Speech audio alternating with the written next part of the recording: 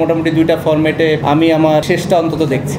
দেশের মাটিতে যদি নিরাপদ বোধ করেন তাহলে মিরপুরের মাঠেই সাকিব আল হাসান খেলে ফেলবেন নিজের ক্যারিয়ারের শেষ টেস্ট ম্যাচ।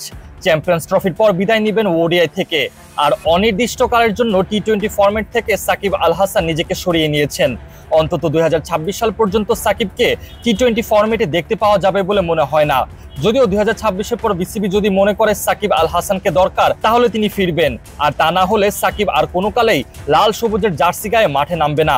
এবং কি আসন্ন ইন্ডিয়ার বিপক্ষে সিরিজেও টি-20 ফরম্যাটে সাকিব আল হাসানকে দেখতে পাওয়ার সম্ভাবনা নেই। যদিও এই সকল সিদ্ধান্ত সাকিব নিজের রাগ বা ক্ষোভ থেকে নেননি, বরং বিসিবির সাথে দীর্ঘদিন ধরে আলাপ আলোচনা করেই এই সিদ্ধান্তগুলো নিয়েছেন তিনি। ভারতের বিপক্ষে কানপুর টেস্টকে সামনে রেখে সাকিব এসেছিলেন সংবাদ সম্মেলনে। ম্যাচের আগের দিন সাকিবকে সংবাদ সম্মেলনে দেখে অবাক হয়েছেন অনেকেই। সরকার পতনের পর মাগুরা 1 আসনের সাবেক সাংসদকে কখনোই কোনো ভূমিকাতেই গণমাধ্যমের মুখোমুখি হতে দেখা যায়নি। পট পরিবর্তনের পর ক্রিকেটার সত্তা নিয়ে এবারই প্রথম এলেন সংবাদ সম্মেলনে। সেখানে সাকিব জানিয়েছেন দক্ষিণ আফ্রিকার বিপক্ষে হোম সিরিজ খেলেই এটিই হবে তার শেষ টেস্ট সিরিজ। দক্ষিণ আফ্রিকা সিরিজের 2টি টেস্ট চট্টগ্রামে ও মিরপুরে অনুষ্ঠিত হওয়ার কথা, সেক্ষেত্রে মিরপুরেই নিজের শেষ টেস্ট খেলবেন বলে জানিয়েছেন সাকিব।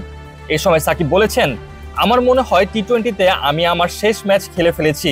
মিরপুর টেস্টে খেলতে পারলে সেটি হবে আমার শেষ টেস্ট। যদিও সরকার পরিবর্তনের পর সাকিবের নামে অভিযোগ থাকায় তার দেশে আসা বিষয়টি এখনো নিশ্চিত নয়।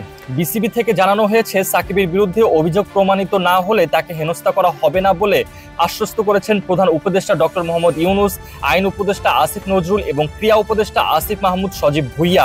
সেক্ষেত্রে দক্ষিণ আফ্রিকা সিরিজে যদি সাকিব খেলেন এটি হবে তার শেষ টেস্ট সিরিজ, আর কানপুর টেস্টে বিদেশের মাটিতেই তার শেষ টেস্ট।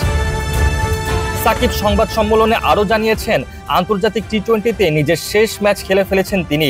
এছাড়া তিনি তার শেষ বিশ্বকাপও খেলে ফেলেছেন বলে জানিয়েছেন। পঞ্চপাণ্ডব খ্যাত টাইগারদের মধ্যে একমাত্র সাকিবই সব ফরম্যাটে খেলেছেন। এবার বেজে গেল তারও বিদায়ের সুর। কানপুর টেস্টের আগ পর্যন্ত বাংলাদেশের হয়ে 70টি টেস্ট, 247টি ওয়ানডে এবং 129টি টি-20 খেলেছেন এই অলরাউন্ডার।